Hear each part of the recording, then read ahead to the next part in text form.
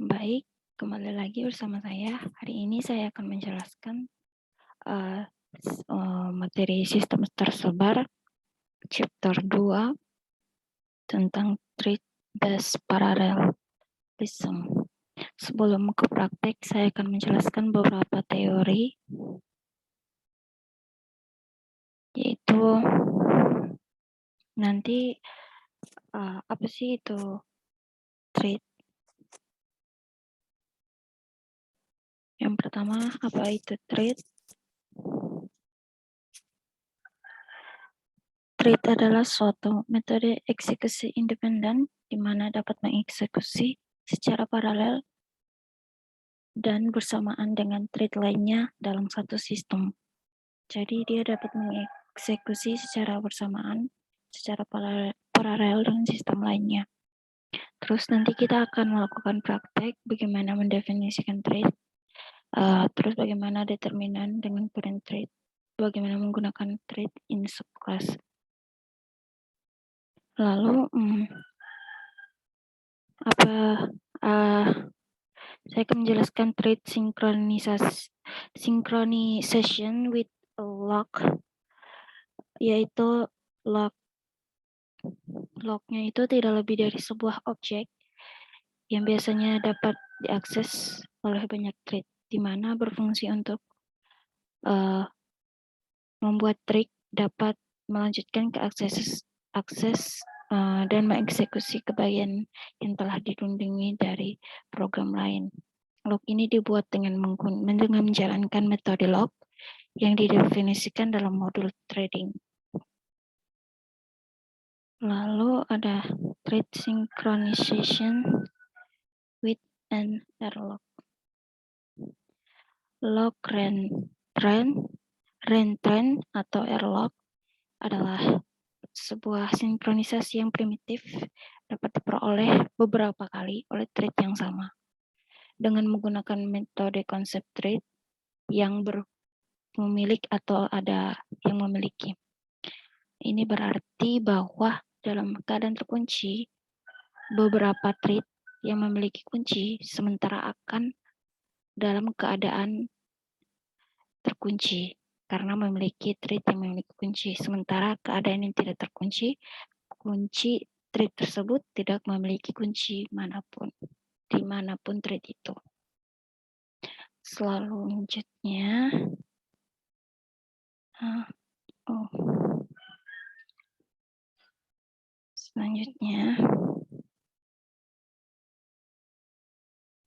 thread synchronization with semaphore. Semaphore sendiri adalah tipe data abstrak yang dikelola oleh OS untuk menyinkronkan akses oleh beberapa thread ke sumber daya dan data yang sama. Terdiri dari beberapa variabel internal yang dapat mengidentifikasikan jumlah akses bersamaan ke sumber daya yang terkait. Selanjutnya ada thread synchronization with a condition, di mana kondisi yang dapat mengidentifikasikan perubahan dalam suatu aplikasi, mekanisme sinkronisasi di mana sebuah thread menunggu kondisi tertentu dan thread lainnya memberitahu bahwa kondisi ini telah terjadi. Setelah kondisi tersebut terjadi, thread akan memperoleh kunci untuk mendapat akses ke sumber daya yang bersamaan. Selanjutnya ada thread synchronization with event, di mana thread ini mengeluarkan sebuah sinyal. Pada dasarnya, objek event akan mengelola flag internal yang dapat disetel ke false dengan metode clear atau disetel ke true dengan metode set dan diuji dengan metode isSet. Sebuah thread dapat menahan sebuah sinyal dengan metode wait yang mengirimkan panggilan dengan metode set. Selanjutnya ada metode thread synchronization with a barrier, di mana sebuah aplikasi dapat dibagi menjadi beberapa fase dengan aturan bahwa tidak ada proses yang dapat lanjut jika yang pertama prosesnya itu belum selesai.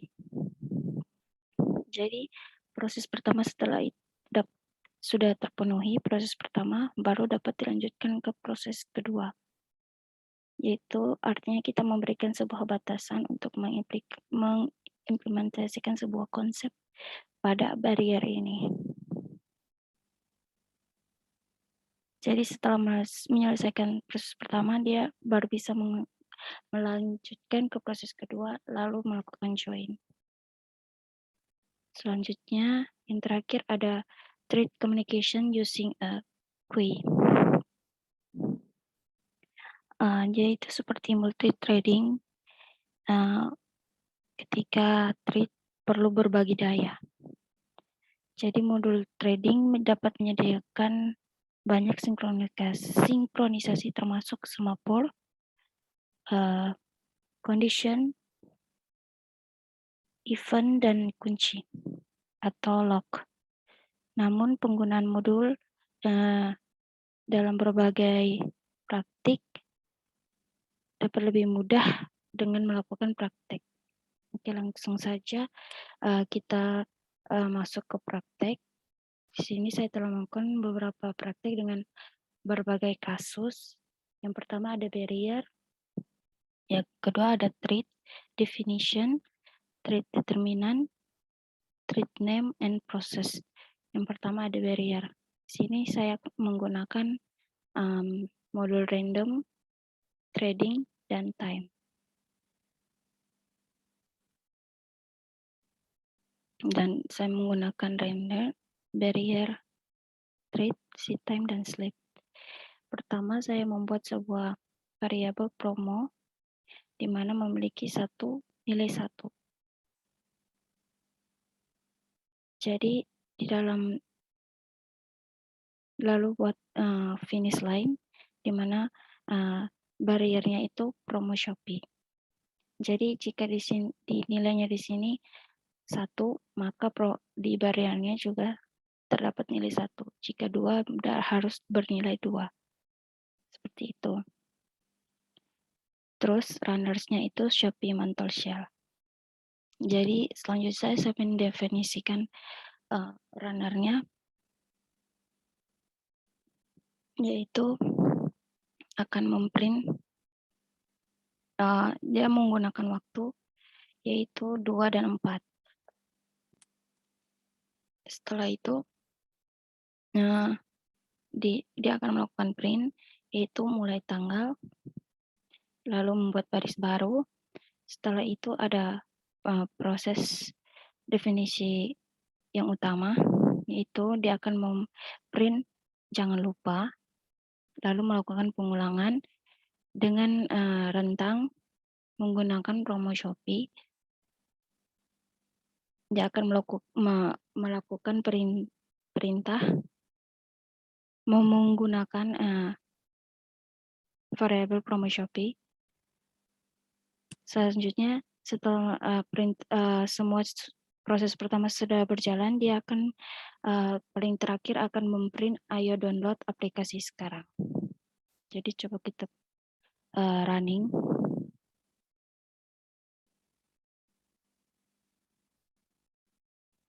Jadi dia akan melakukan proses pertama itu, jangan lupa setelah proses itu terpenuhi, dia akan mengambil variabel promo Shopee. Yang 1 dengan menggunakan barrier yaitu promo Shopee, di mana berisi Shopee Mantle Sale. Jadi pertama akan melakukan perintah ngeprint jangan lupa. Setelah itu dia akan ngeprint lagi, mengambil dari promo Shopee Mantle Sale mulai tanggalnya sudah tertera sini. Terus yang paling terakhir dia akan setelah semua perintah yang pertama sudah terpenuhi, dia akan paling terakhir akan melanjutkan perintah selanjutnya itu ayo download aplikasi Shopee sekarang. Selanjutnya, trade definition. Jadi, akan menggunakan modul trading. Jadi, pertama saya membuat function memanggil, di mana menggunakan trade number. Di sini fungsinya akan mengembalikan sebuah print, yaitu memanggil peserta dengan nomor. Di sini menggunakan format trade number. Nanti trade number ini akan memberikan nomor. Lanjutnya membuat definisi function main untuk melakukan perintahnya itu dengan melakukan pengulangan sebanyak 10 nomor dengan melakukan trading terhadap function memanggil. Yaitu setelah start langsung lalu dilakukan join. Mari kita running. Nah, di sini akan dilakukan pengulangannya itu 10 kali seperti yang sudah saya bilang, dimulai dari 0 dengan menggunakan format trade number.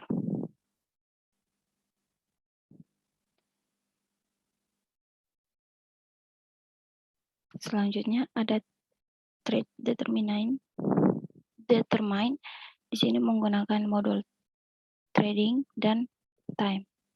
Pertama saya membuat function kelas sistem tersebar, di mana di dalamnya ada trading, itu mulai kelas jam 7.50 dan selesai kelasnya jam 12.00. Di sini menggunakan jeda waktu, yaitu time. Jadi nanti ketika di running ada jeda untuk dikeluarkan hasilnya. Selanjutnya ada kelas bahasa Inggris dengan waktu juga yang dibuat untuk mengisi waktu kelasnya dimulai dan selesai. Setelah itu mendefinisikan perintah, yaitu pertama menggunakan trading name, di mana berisi name dan target kelas yang diambil dari function kelas sistem tersebar dan kelas bahasa Inggris. Setelah itu dilakukan start, lalu join. Mari kita running. Nah, di sini ada jeda beberapa saat karena kita menggunakan time slip. Yaitu pertama kelas berikut outputnya. Selanjutnya, trade name and process. Di sini saya menggunakan modul trading, terus import time dan OS. Pertama saya buat kelas kelas Drakor, di mana ada pendefinition fungsi yaitu self name dan menggunakan trade. Lalu ada function run yang akan merunning, yaitu dengan print rekomendasi drama Korea 2022. Lalu menggunakan format dengan menggunakan format self name dari kelas Drakor. Selanjutnya mendefinisikan function main lagi untuk perintahnya, yaitu pertama akan mengetreat Drakor, diambil dari function Drakor, di mana berisi